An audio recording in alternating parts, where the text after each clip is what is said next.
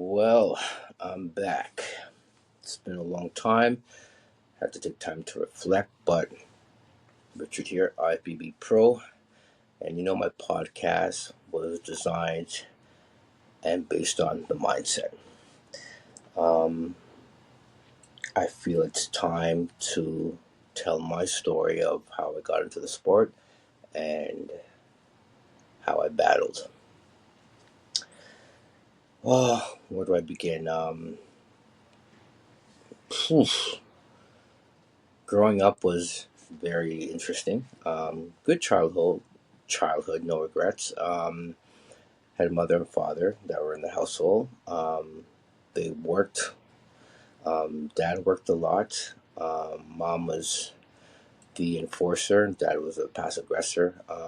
Until I guess as I got older and I was being more of a hard-headed kid. Talking back and rebelling, and I noticed change in my parents where they're becoming more distant. And it happens. Can't control it, and no excuses. I am who I am because of both of them, how I grew up.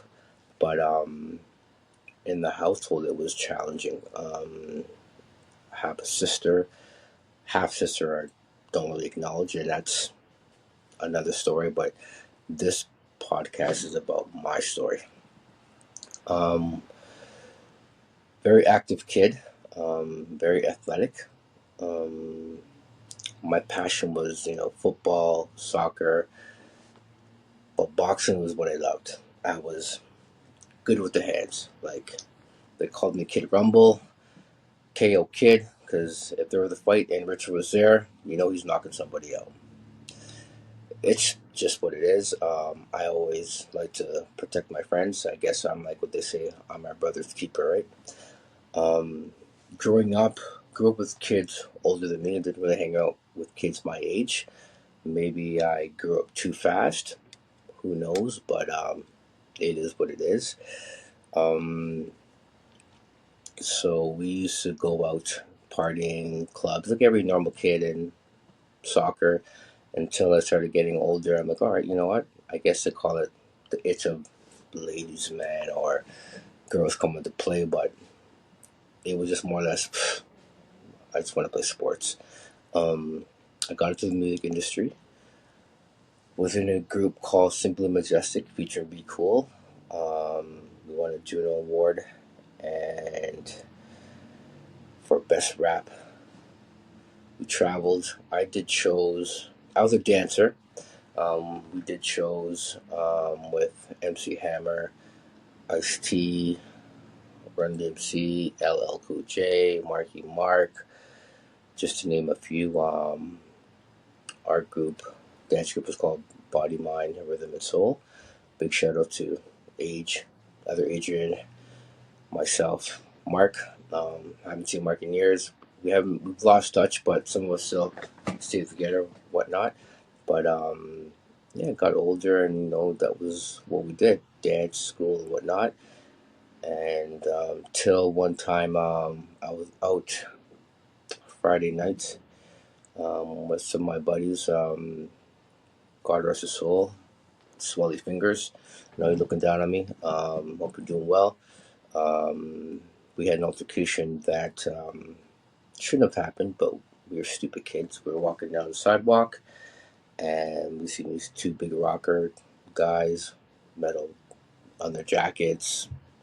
So we knew they were rockers, as we called them, and they kept looking at us, and we sort of edged it on. Yeah, we got into an altercation. Um, Punches were blown. I was hitting, punching. I grabbed one guy, and being a young kid, just went viral. Didn't even think twice. Got a rock, and I started smashing his head, and blood everywhere. And then we took off. Then we got. It was all over the news. Cops came, like 20 cruisers, and everybody scattered. We didn't get caught that night, but the next night, I guess he must have recognized one of the guys or whatnot, and got around. And those guys, I think, really got caught looking at big time because they were adults. I was a juvenile, so I took the blame. Um, they're like, if you tell who the rest of the guys are, we'll let you off, and no problem. I'm not no rat. Just one thing I won't do. I won't rat. Plain and simple. So I took the blame. I was in grade 9. So I did 18 months close custody in a place called St. John's. Um, I went to a place called 311, which is a holding cell for juvenile delinquents, fingerprinted, all that crap, and got shipped out to a farm in Uxbridge. And it was far. I got out there. I was looking around. I'm like, I'm getting out of here. I'm going to escape it. I can't stay here. But there's nowhere to go. And they had you in uniforms, yellow suits, red suits. So if you forgot in the town, they knew that you were a young offender. You got caught, beats coming back. So I didn't go AWOL. I stayed up, took my punishment. I'm like, you know what? I'll do my time. And I went up for bail, got denied. And then the school teachers wrote a letter and helped with the process. Because it's been 12 months in custody. And my sentence was 18 months. Harsh, but it is what it is. I got out in the 13th month thanks to friends who helped out, teachers for the letters and whatnot. And when I came out, it was just like a whole new level. But while I was incarcerated, I didn't want to stay in my dorm. It's like a cell. So you have a big dorm of all the kids, and you have your individual rooms. And every morning you get out, you got to check in, stand in line, you do the head counts and all that stuff. So this guy, Mr. Dunn, um, amazing, came up to me, looked at me like, "You work out?" No. So I heard you're the tough guy. And I'm like, why is this guy pressing me for? Like, I don't want no problems. I'm like, no, I'm good. He goes, well, if you want to get out of your lockup, we come to the gym, work out, shoot some hoops. I'm thinking to myself, why is this guy asking me to go shoot some hoops? So I went out, went to the gym, and he was teaching me some things, how to lift and this and that. And when I got out, people looked at me like, bro, what happened? I was just jacked. Bread, food, ate well, no problems there. Ate well, got rest, and that's how I dabbled into the bodybuilding. I guess sort of like a startup, but I had no intentions to be where I'm at today, getting on stage, competing. That wasn't my forte. So back in school in grade 10, I'm like, okay, let's get myself together and get in their path, try to do things right, and playing soccer and down, road, more fights happen, blah, blah, blah. Nothing too serious, but it is what it is. And then it was time to decide what I'm going to do after high school. Got some scholarship offers, so I went down to play in the States, South Carolina, on a soccer scholarship. And that's, oof, I knew racism was tough, but we didn't really understand what racism here, how it is down in the States. That's a whole new level. What I mean by that is, straight up, when I got to the university, the reason I signed is because teacher came down, Coach Murray, and he gave me all this swag, and you're gonna start, and your position is ready for you. So everything was cool. I went down for the tour, and the first place he took me to was the beach. Girls, I'm like, Coach, sign me up. I'm in. We'll check the other, campus, make sure. No, I'm good. Where do I sign? Sign the letter of intent. Come up to Toronto. Tell everybody I'm going away at being school by August 16th. So I got down to university August 16th. Checked it in for registration. I'm like, wow, there's a lot of white people. I didn't see many black athletes. And when I got down there, it didn't dawn on me because I'm at the beach. So I'm just like, I'm not thinking about that. When I'm in the lineup and I'm registering, I'm like, maybe the other athletes coming on a different day. No issue. Get to the front of the line, and I said to Letty, it's, Richard from Canada, blah, blah, blah. She said to me exact words, I won't say because it used to get monetized, the N word. Hey, N word, follow the yellow line. And I said, what did you say? I sort of chuckled. I'm like, sorry, ma'am, I didn't hear you. I'm looking for it. She goes, hey, and follow the yellow line. And I was like, yo, this girl's serious. So I backed up and I put on my defense mode. And this my guy grabbed me and goes, hey, you know where you at? I said, I know where I'm at, but you better get your hands off me because where I'm from, we don't get down like that. Like, I'm ready to knuckle up because I'm on fight or flight now. And he goes, look in the corner. So I look in the corner and I look up. And he goes, you know what that is? I said, yeah, Dukes of Hazzard flag. Because that's how we remember it as in the show, Dukes of Hazzard. The general, everything's cool. He goes, that's a Confederate flag. He goes, you're in a racist state. I'm like, is it really that bad? So I'm sitting there now. I'm like, okay. Get to my door, trying to chill, be calm, and I see this letter on the door, and it says, "Hey, and let's see if you make it." So I'm thinking to myself, are they trying to play with me or test my limits? I'm being cool, no issues. Called home. I said, "Yo, mom, like it's different out here. Like these people are cut from a different cloth." She's like, "What do you mean?" I'm like, "The lady called me the N word, and I just didn't feel comfortable. Like I don't know about this." And she said to me, "Son, when I grew up, I had to walk 2 miles to school, sometimes three, going through different routes, just not to get rocks thrown at me, and you gotta toughen up." Like, Mom, you didn't have TVs in those days, like it's different. And then she said, hey, put your big boy pants on, you're a man now. I'm like, alright, cool. Is your dad around? So she's like, he's not here. I'm like, because he knew that I'd be calling in. He'd come by periodically, but he left, like I said. But so I did my years, blah blah blah. During practice, it was tough because it seemed like they were trying to break your legs. They were going like not really friendly, but it is what it is. So finished, did my tenure, a couple stints. I remember one time coming off campus, and they told us if you come off campus, make sure to be group and you're wearing your school uniform. I'm like, come off campus, I don't wear my school uniform. It's kind of corny. So I have my other things on, clothes, jacket, and I'm going out. Me and this guy, Chris and Tim, and this car rolled up on us fast. All we were, hey, cool, get on the ground, shotgun. I'm like, oh shit. I'm gonna die out here. And we're in the fields now. So if they were to kill me, nobody would know.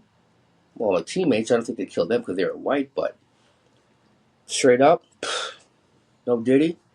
I peed my pants. I was scared because having a shotgun to your head, and I've had a best friend get killed in front of me, and it's not a pretty sight. So I was traumatized for a bit. He goes, what are you doing out here? I'm like, going to the store, and he goes, Jimmy, what are you doing with this coon? I'm like, you play soccer with us. And it's just like, oh, he looked at me and just gave me like one of those looks like, what are you doing with him? But we had a game on Friday, and they're cheering and clapping. We won, so it just didn't make sense to me. So whatever, we walked back, didn't get to the store. Next game, we're playing now. We're playing in Savannah University, and they were throwing bananas at me. Taking a corner kick and they're throwing bananas.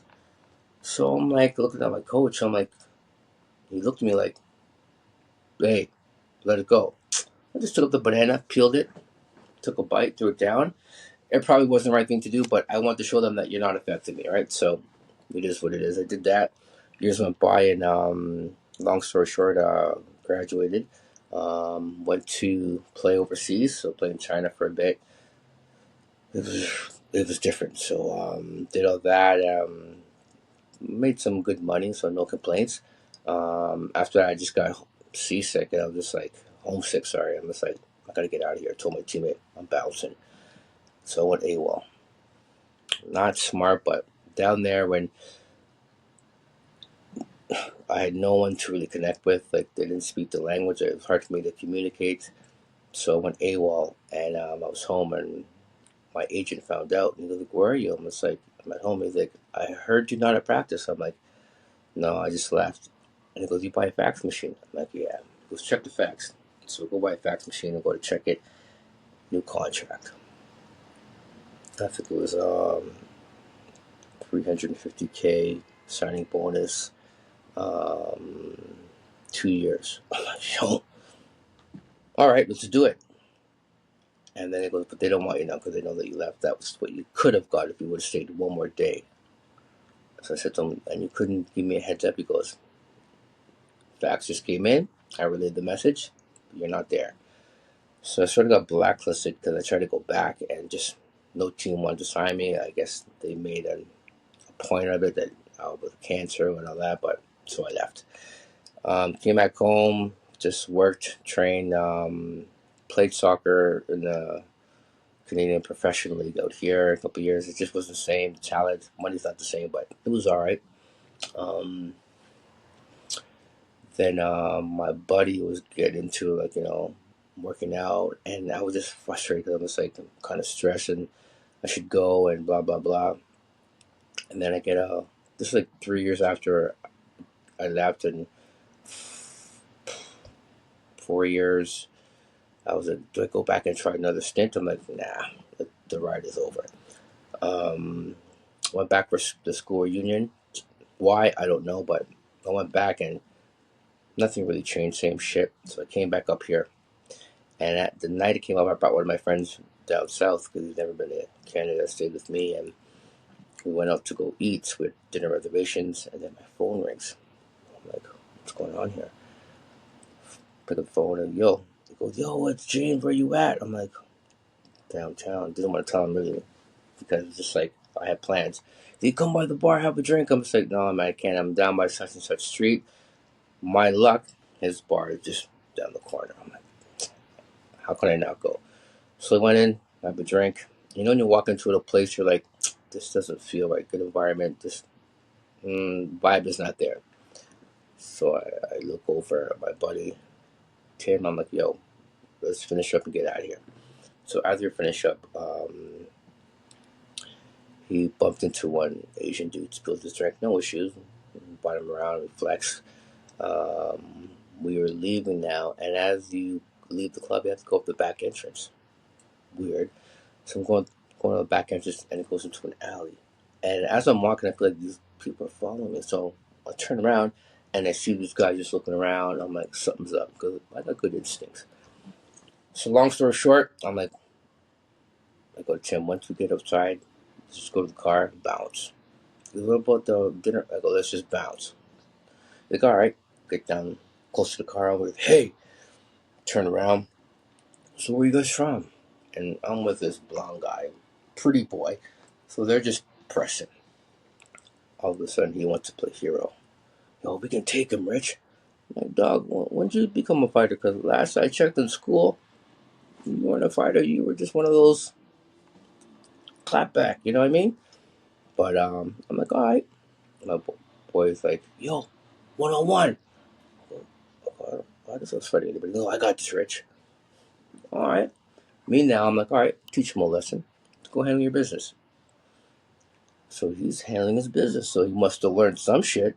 But I go, hey, I'm jumping in to break up the fight. So I yell, I'm jumping in to break up the fight. Next thing you know, it's smash. I'm like, felt the bottle. I turn around, I'm just like, no blood. I'm like, all right. So I sort of stand up, and it's just like lunging, running towards me. So I pick him up and I flip him over, and I'm just giving him the work. And then gave him an elbow strike, and he went like limp. I let go, I get up, I'm walking back to Tim now, and I'm like, my nose. So I'm like, I go to wipe my nose, and I felt my thumb go in my nose. So I'm like, oh shit. So blood there now, so I took my shirt, peeled up, and all I heard is blood squirting like a fountain. So I'm panicking now. I'm like, Tim. And blood's going everywhere now. I see blood squirting, and I'm panicking now. So I grab my chest and I lean back, and next you know it, I hit a car and boom, on bright light. And I remember hearing this clear. So I guess I must have flatlined. Well, they said it flatlined in the ambulance and on the operating table because I was stabbed 7 times across my nose, my chest, my bicep, my lung, my inner groin area, and my thigh. Yeah, so I was in the hospital for like 7 months. Had nerve damage. I kept going in and out of consciousness. They're like, I lost a lot of blood. You're probably gonna need a blood transfusion. I'm like, not happening. Straight up. Like, I know, but for me personally, I came in with this blood. I'm going out with this blood. I ain't taking no one's blood.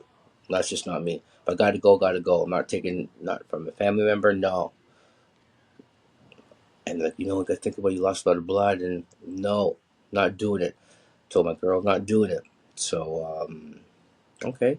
So I had a tube in my lung, because I had a collapsed lung. So I had to perform an operation. So to put the tube in, I have small rib cage. They had to break a rib. So when you break a rib, you're breaking two, because you got to get the tube in. Because you're going to experience some pain. I'm like, I can take it. Just give me a shot or drug me up. And he goes, you can't knock you out. You got to be conscious. I'm like, all right. He goes, you might want to need a towel.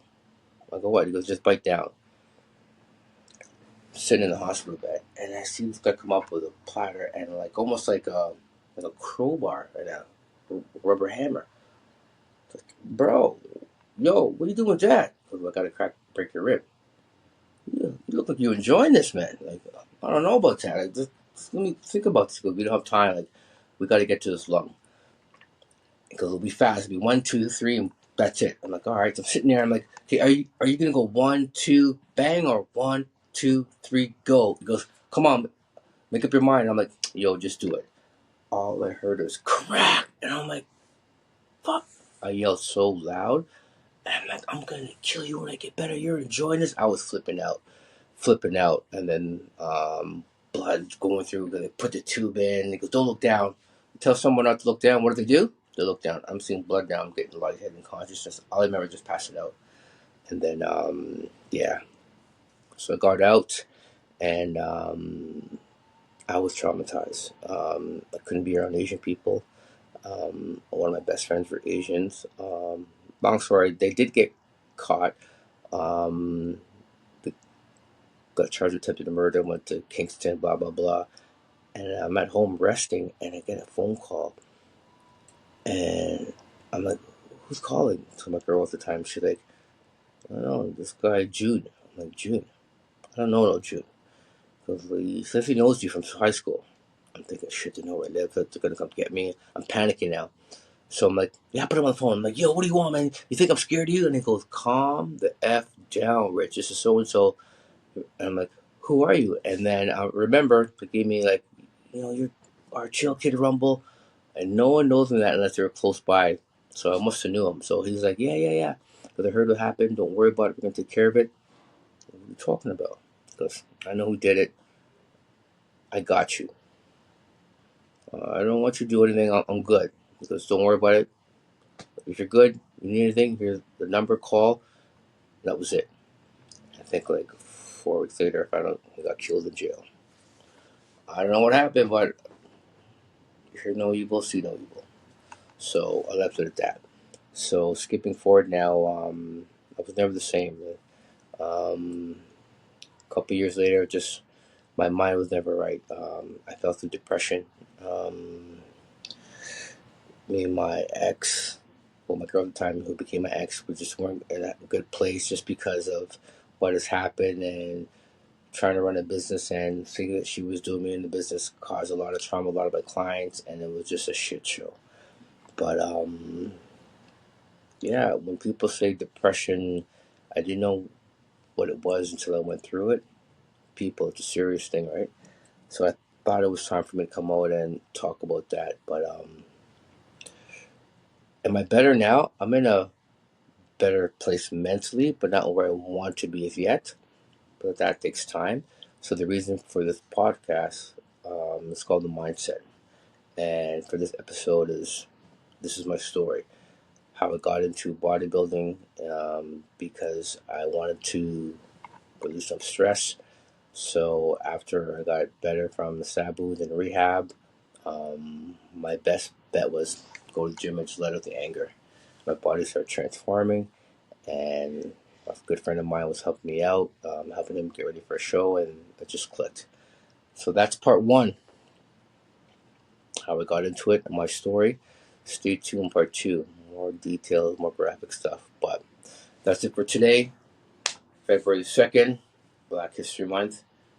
Every month, every day is Black History for me. We out. Peace.